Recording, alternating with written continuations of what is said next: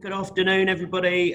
Welcome to this week's Me for Matters. So for those of you that don't know me, I'm Liam Mullins from the Seven Stars.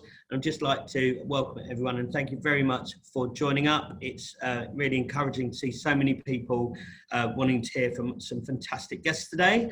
So for people that don't know, Media for All was set up in 2018 by Naren Patel. And the whole aim was how can we help recruit and retain people from Black, Asian and minority ethnic communities into the advertising industry, a problem that's as big now as it was then. So we've come some way, but we've still got a long way to go.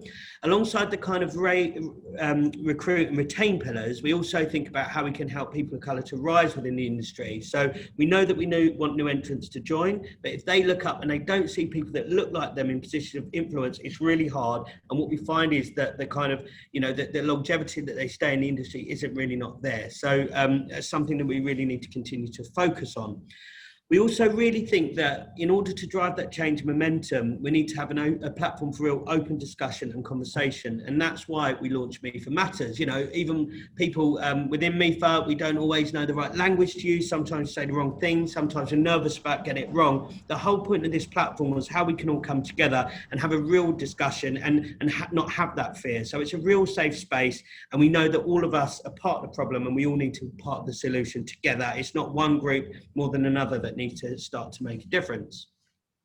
Just want to touch on two things. So firstly, as many on this call today, how saddened and angry MIFA are this week. The whole fact that there's going to be zero prosecution for any of the officers involved with the killing of Breonna Taylor is awful. And the fact that they're going to release this recording of the grand jury proceedings, I think is really, really important that we get to hear that transparency and understand what was going on, because the killing in and of itself was obviously disgusting and terrible, but the fact that no one's going to serve any time just demonstrates how far we need to go to create a bit more of an equal and fair society. And at the moment it feels, certainly in America and certainly across the country and the world, that inequality, injustice and mistrust that exists. So I think hopefully a bit more transparency about that, how they got to that decision, will be important.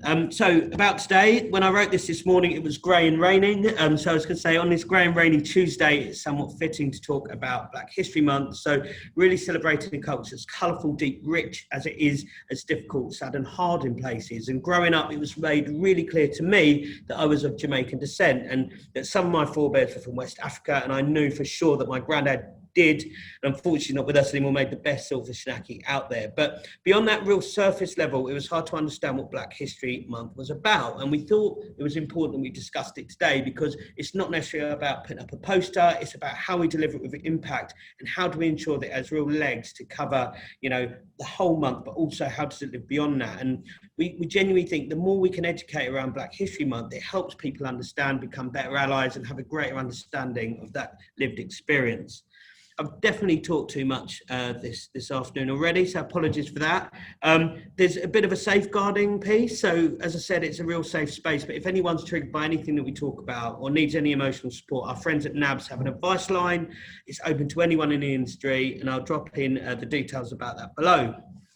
We've got a fantastic panel for you today. It's going to be a brilliant conversation. And we're really, really lucky to have the brilliant Maria Onyango, who's the head of talent. And I hope I said your name right, Maria. She's the head of talent, acquisition and diversity, inclusion and belonging. I was thinking about that long title at the Telegraph Media Group. And so thanks for joining us. We're really looking forward to hear about some of what you're doing over. Thank you for having me. Right, so thank you so much. We've got Trevor, who after a brilliant spell at Facebook is the global head of marketing for Europe at TikTok. So it looks like you work for Spotify today, Trevor, but you assure me that's not the case. No, thanks Spotify for this, but I definitely work for TikTok. Okay, cool. Well, thank you. We've got Shubs is on this panel quite frequently, so everyone knows she's commercial director down at ForwardPMX, and we've also got a long-standing friend in Alvin, who's super awesome and works for Super Awesome as a senior business development manager. So thanks for joining today. I'm going to get going because I've definitely talked too much. Maria, we'll start with our guest panelist, as we always do. Thanks again. So from the outside, people probably look at Telegraph Media Group, say they're quite a traditional organisation, and I know firsthand that inside it's definitely not a traditional organisation. You're really, doing things differently. But what are you doing to support Black History Month within the business, and what your people are asking for, and what you're expecting to get out of it? Yeah, that's a really good question, and I think you're right. There is a perception of the Telegraph media group as an organisation that maybe is not kind of up on this sort of thing, but we do a lot. We've had internal staff networks for about 3 years now. I've been here for about 3 years. The two are not connected. But yeah, we do a lot, and so I think it was interesting you guys talking about Black History Month as an opportunity for celebration and a time to kind of appreciate Black excellence, and we will be doing that. We'll be looking at we are doing a series on Black excellence in the medical community, because it was very interesting that the narrative around Black and BAME medical professionals with COVID, and so it's really important to acknowledge that there's a historical element to this, right? Black doctors didn't just appear in sort of 2015 out of some kind of university positive action scheme. Black people have been involved in medicine for a very long time, so we're doing that. And then also the other thing that we've been having a conversation about in our in BME, which is our BME inclusion network, is that often when we look at Black excellence, we go to Beyonce or LeBron or Black CEOs, and the question was where is the space to talk about everyday excellence? Just interesting businesses, restaurants, retailers, places where Black people are being entrepreneurial in a way that, to be honest, is taken for granted if it was a white person. So we're doing a series around that. So that's the celebration element, but also it's been a really bad year, and it didn't feel right not to acknowledge that. We've already had, let's say, space conversations and listening conversations and all of that sort of thing, but we wanted to look at systems that are inherently oppressive and biased, and two of the systems that one of the systems we're looking at is the criminal justice system. So we've got an excellent speaker who does a lot of work in that space. Is a professor at Manchester Metropolitan University, who's going to be talking about that and sitting alongside a Black barrister, and they're going to be having a conversation about kind of the two sides of those systems and what they've seen from a data perspective and also from a lived perspective. And then we also have an amazing woman who just confirmed, Dr. Daisy Frankel. I hope she doesn't mind me using her name, but she'll be talking to us about the impact that COVID has had on the BAME community, and we'll be talking about how that's impacted Black people as well, but her research is into the BAME community and where that's come from, why that happens, and what we as a society can do about it. And I'm hoping that will help us all just realise that the experience of living through this year has been incredibly different depending on your ethnic background and your kind of perception and your kind of socio-economic background as well. So it's going to be a bit heavier than it was last year, where we looked at sport and gave everyone wine. But I think that heaviness is merited. So, yes. Thanks, Maria. It sounds like there's absolutely tons going on. And how do you encourage people? Yeah, you sound super busy. How do you encourage everybody around your organisation to kind of plug into that? And how do you ensure that that's something that, because obviously you don't want to make these things mandatory, but you definitely want people to who maybe otherwise wouldn't have, right? Yeah, no, we would never make this mandatory, right? It's not fair, and it's not conducive to people feeling engaged. So, and it's also interesting because the majority of the organisation is working from home at the moment. We specifically pick speakers that we think will be interesting to the organisation. One of the things I love about Telegraph Media Group is that the people here love a bit of data. They're inquisitive. They like asking questions. They like talking to experts. So we lean into that. And that's really useful to getting people into the room is really having a hook, and we try and keep it really relevant to what's going on, because a lot of people here again are interested in the news cycle, so we try and keep it very relevant to what's going on there, and just making it really accessible in terms of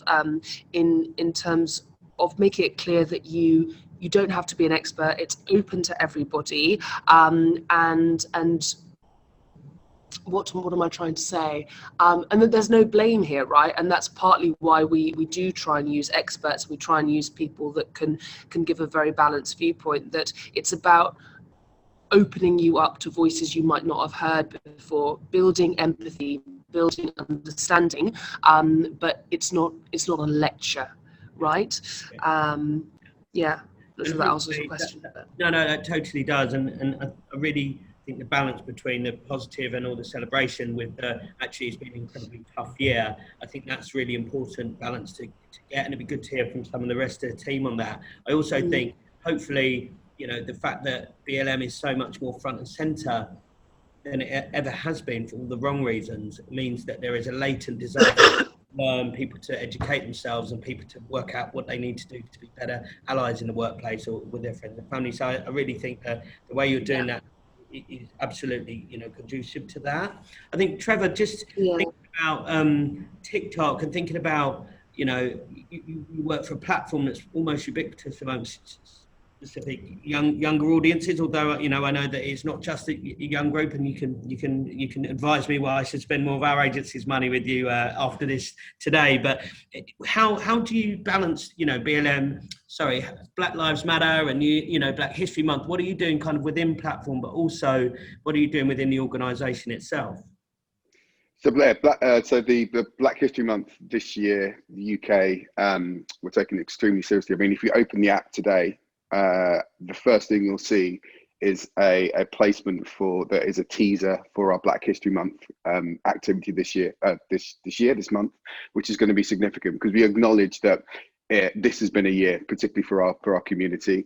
It's been a tough year, but Black History Month is a chance to really look at that, but then also move the conversation on. So we're thinking about Black history, we're thinking about Black present and Black future.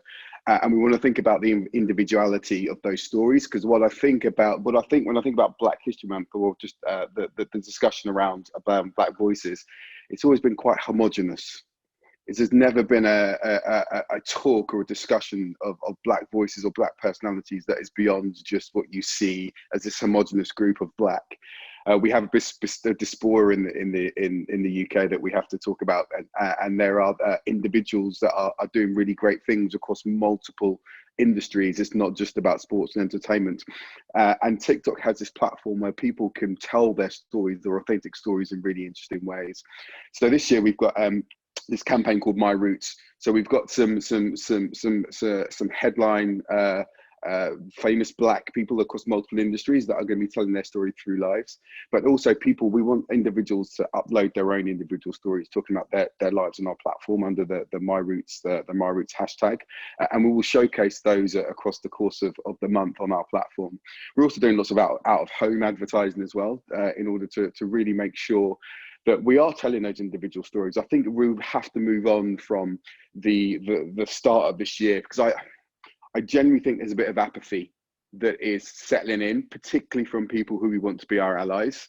And I think we need to start to move the conversation forward, acknowledging that there are different stories that we have, looking at it in a very joyful and creative way, as well as looking at the stuff that has happened, which is we still need to address. But I just feel that there is some apathy in society around the Black Lives Matter movement, particularly from people that we need to have on our side. Yes, we need to celebrate on the community, and we will do that, and we'll do that at scale. And internally, we're going to be doing lots of things to be able to do that, to bring our community together, to have safe space, to celebrate around food and music, and all the things that you see in the TikTok ad, we're going to bring to life for our community and for our members of staff. But we also want to do that for people across the UK, just to show that Black culture and Black history and Black present and Black future is this joyful, wondrous thing that needs to be celebrated. And yes, we're in a really bad time, but actually we want to make sure that people are starting to feel good about it and readdress that apathy. The apathy, I think the apathy comes in that when people like the Sky Sports thing, where the three presenters, three white male presenters were taken off. The whole thing was around because they want people that are more diverse. They want Alex Scott there and Micah Richards. Those two people weren't even mentioned as replacements, but you had this vehement, visceral reaction response to this thing is happening because of they want more black or more female people in there or more women in there. I just think that's a thing we need to address. I think we need to start to readdress that negativity and that apathy, as well as celebrate our own uniqueness and our own thing that is beyond just entertainment and sports. So you're going to see lots of stories of people within our community, business owners, scientists, people that are really pushing the boundaries in terms of society as a whole, not just because they're black, just because they're doing really great stuff. Because I think those are the stories that we need to surface to get to where we need to go to. You're on mute. Liam, you're on mute. You'd think I've got this by now, wouldn't you? Yeah, I love the fact, thank you, mate. I love the fact that you talked about Black history, but Black present and future as a way of framing the opportunity. And I guess, this is not a comment on Twitter itself, but sometimes you can get into such a downward spiral in social media per se, because things like the Sky Sports thing, and then they say, no, they just want to get Alex gone now. And I think that the apathy, I hope that the negativity is from a small enough group they don't matter. I'm not always convinced about that. But I believe the apathy is something that is there, and which is why we've had these moments in time that happen over the past decade and probably before. And I mean, apathy. The apathy. So the apathy isn't that people don't express apathy. People express rejection of it. Right? We're hearing from people who are rejecting it. We're not hearing people who are feeling apathy towards it. And I think people who are feeling apathy towards it is a big segment of people, unfortunately. I think people are just getting a little bit bored.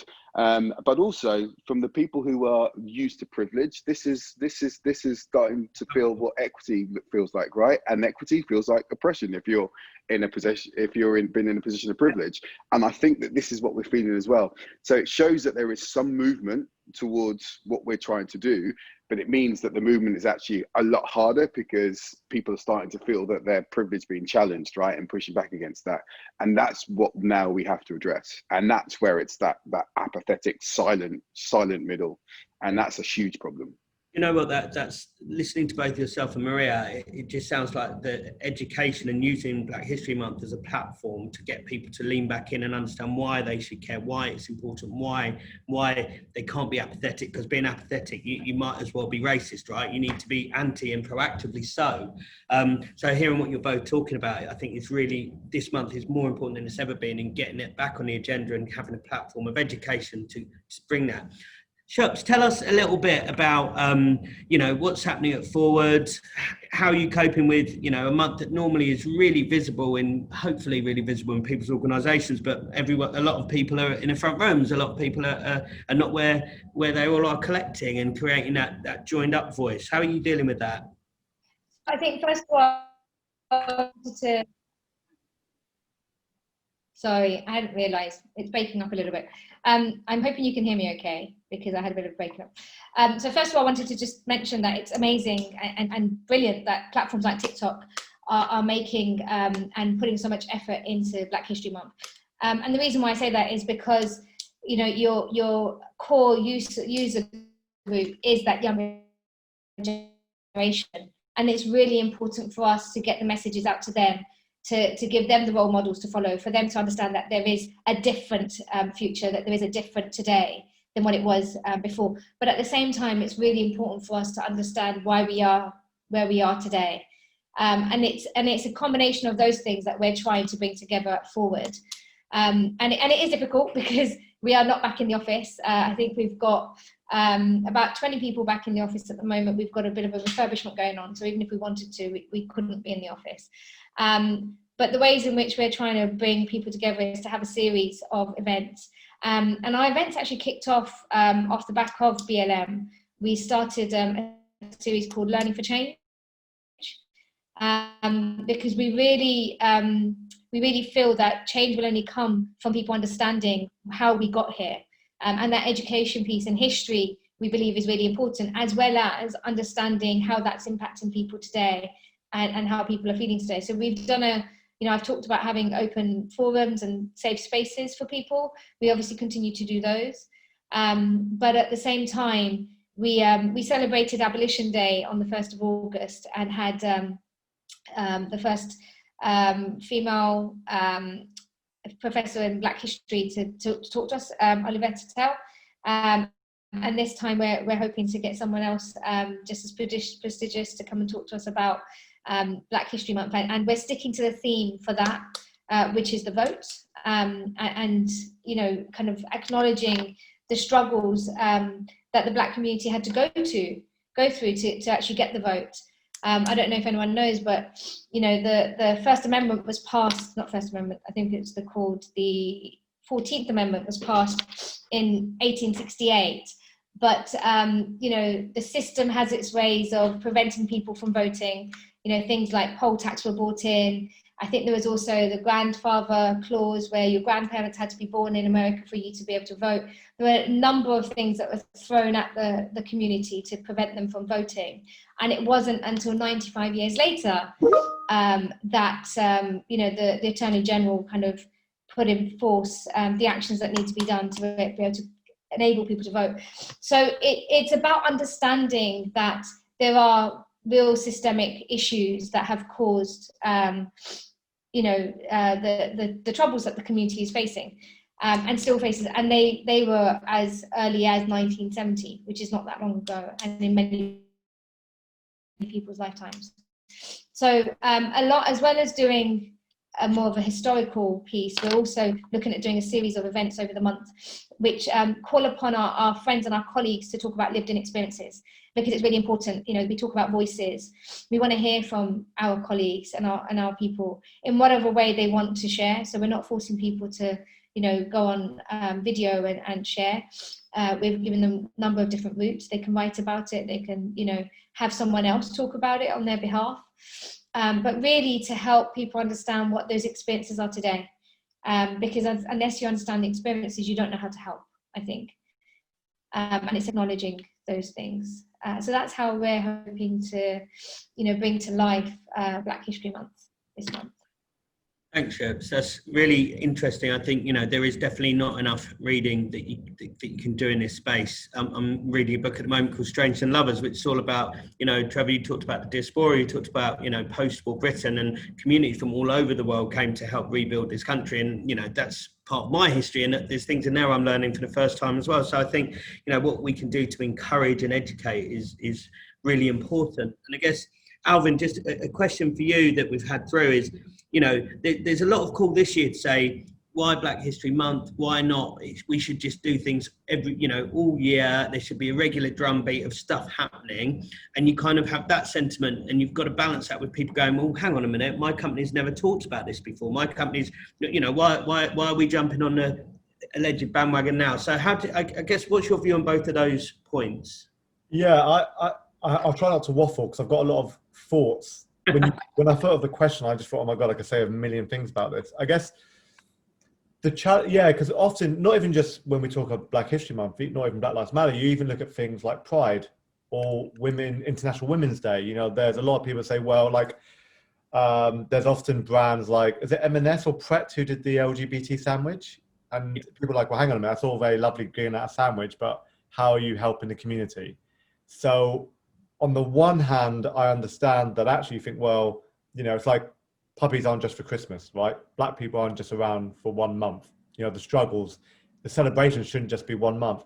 However, speaking as someone who, I'm not Black, I'm not a woman, I'm not a member of the LGBT, I do sometimes wonder though, when you do have that moment of positive, I don't want to say the word noise, but that positive messaging that comes in at a collective time, whether you're potentially going to make more of an impact versus, say, trying to do individual messages throughout the year. It's challenging. It's not, unfortunately, there's not a really easy answer. But I do think that, following your second question, I do think if brands want to avoid jumping on a bandwagon, they have to be able to back up what they say. And I don't think there's anything wrong with a company thinking, you know what, we want to be part of positive change. That's the way to look at it. Not just, I want to jump on this bandwagon, bandwagon.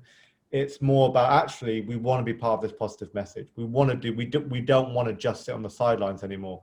However, you have to bear in mind that you need to be doing it in the right way. You need to give some thought. You can't just go, you know what, we're just going to put, I remember the whole black square thing that happened.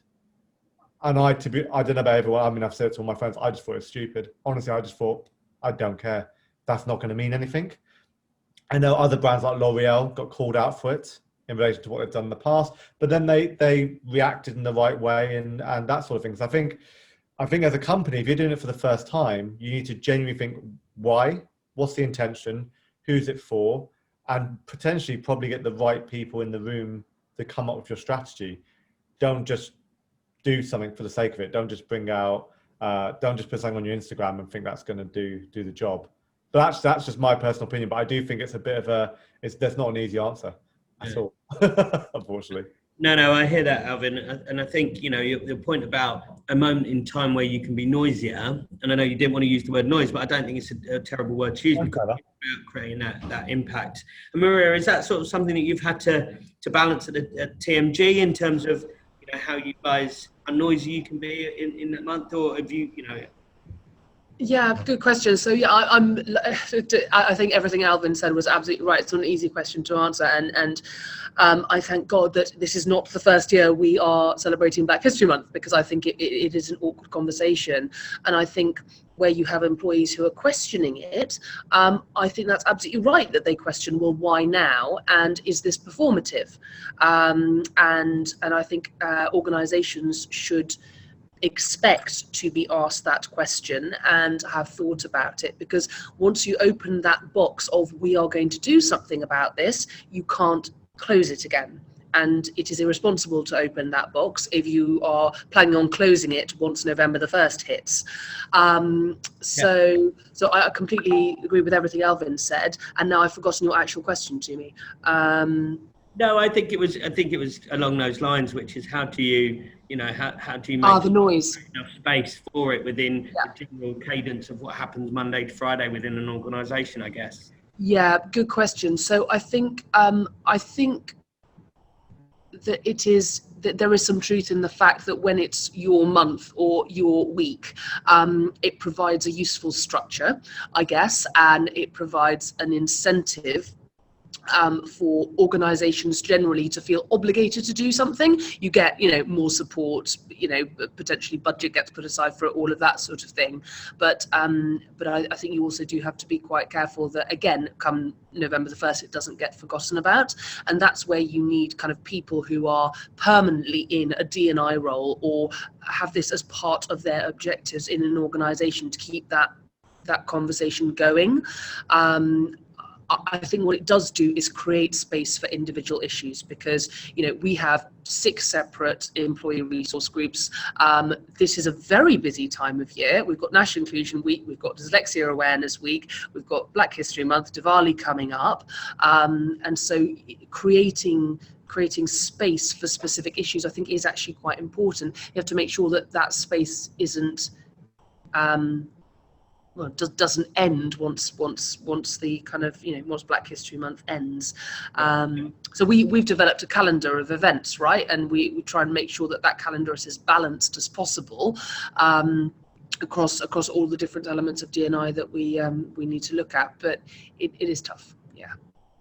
Thanks, Maria. And Trevor, just thinking about what Maria said there about, you've got to ensure or be careful, you've got to make sure that once that box is open and you've said, I'm for this now, or, it sounds like there's some fantastic stuff TikTok's doing around advertising, around, opening up the platform and being really visible. How do you make sure that it's something that's, that is still talked about post the 1st of November, that is something that your employees can hold you guys to account for a little bit? Yeah, I mean, we're in a unique position where the Black History Month is a continuation of stuff we've been doing. I mean, at the beginning of the year, we had some challenges in terms of Black Lives Matter, and there are some things that happened on our platform where we didn't have the what we thought was the credibility in the space to when things happened that we could get through that, in terms of there was a suppression of the hashtag that happened. That was a technical issue, but it was said that we were suppressing that hashtag. So we've worked very hard this year to ensure that our platform reflects all of its users. So the creators we use, the creators we promote, the content that we invest in and encourage. My team works in creative monetization, so we work with linking brands with creators, and we make sure there's a diverse slate when we are introducing creators to brands. I also have my creative lab team. My creative lab team is both one of the diverse teams in the business, because we need to have people in the team to create that, but also the stuff that they're creating is make sure that we have diverse voices and diverse faces in the output. So this is just a continuation of that, and we're going to have this stop in the moment and we're going to go big, but the continuation of that will be continue to have more the voices on our platform that are encouraged and invested in promotion of hashtags, making sure the creators that are being able to monetize on our platform are coming from many different backgrounds, as opposed to just Charlie D'Amelio. These are all things that we have to do in order to continue the path we're on. But it's just nice to have this big moment, this stake in the ground that says, okay, we know where we've been, right, in terms of this year and before. Here's where we want to have a look at where we are now, and here's where we want to look for the future, and then we can continue that. And hopefully next year's Black History Month will be just telling the story of what we've done over the course of the 12 months between this year and next year. What you don't want it to do is to feel like tokenism, for sure. But I think you can't do that now. I don't think you can go in and just do stuff for a part of Black History Month as tokenism and move on. I think that's worse than not doing anything at all, I think. And it doesn't have to be massive things. It has to just be little things that are just helping tell a more authentic and individual story of the community, as opposed to what we are now, which is just this one story, one homogenous group, and we just need to break out of that. Great, thanks, Trevor. And I think hopefully the time has gone where a company can put a screensaver on in their reception saying it's Black History Month, and then be completely non-diverse, could be completely not people. I think hopefully, I know that stuff's still happening, by the way, but hopefully there are more people prepared to call that shit out than ever before. And I think that's on all of us to make sure that we're doing that. If your organisation is flying a flag and yet they're not doing anything to actually live that value, that's a massive problem. We just need to push through that. So we're nearly out of time. So we'll do a really quick rapid fire. I've had a question through about what's the best thing, what's the most impactful thing. It doesn't have to be Trevor's £1 million outdoor budget. What's the thing that people are delivering out there that they've seen that they go, yes, that's what Black History Month's about. Do that. Chups, I'm going to be unfair and start with you. Oh no, you're on mute as well. Can you come back to me? I actually need to think. Okay, who's got something? Okay, I'm going to start then, and then it was obviously a bad question. So I'll start. I know that one of the things that we've toyed with is how can anything we do have a bit of legacy. So one of the things that we're doing at 7 Stars is we're creating a library, and we're encouraging everyone. It sounds like a really small thing, but everyone's either bringing in books that they've read, that they've got personally rewarded from, or we're getting a huge amount of books that we're bringing in, and they're going to be really front and center, and we're going to encourage people to talk and read about them across the month, that will stay there for good a long time afterwards. So a little thing which is a visible signifier that it's not just there for 1 month, it's there long term, and hopefully you can always encourage and point people to stuff that's out there. So if anyone's got anything they want to... There's a lot. My team came up, or the team here. So our whole initiative over the course of this year is employee led, right? The company has given us permission to do what is it that we want to do, and we came up with a significant amount of stuff you can imagine from in our business. And I just tasked them and said, do we need to do this stuff this month? Can we spread it out over the next 6 months? And there's some really great stuff that would have been great as part of Black History Month that will be even great in the middle of January or the middle of February. So do that. Take stuff that you have thought about that you probably couldn't have done this month, and just do it some other month. And that's great.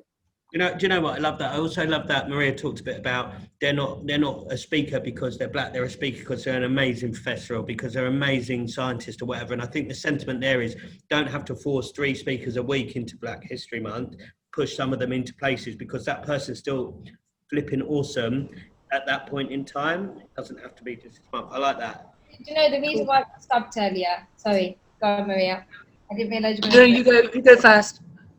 I was just going to say the reason why I got stumped is I was in my own thoughts going, there'll come a day when, we won't be minorities. If you look at the population and you look at the global population, actually the white population is shrinking and, ethnic minorities are growing, and there'll come a time when you don't necessarily need a moment in time to celebrate. It will always be a celebration because it will be that this is a great speaker, not because they're black, but because they're a great speaker and they know so that's what I wanted to add.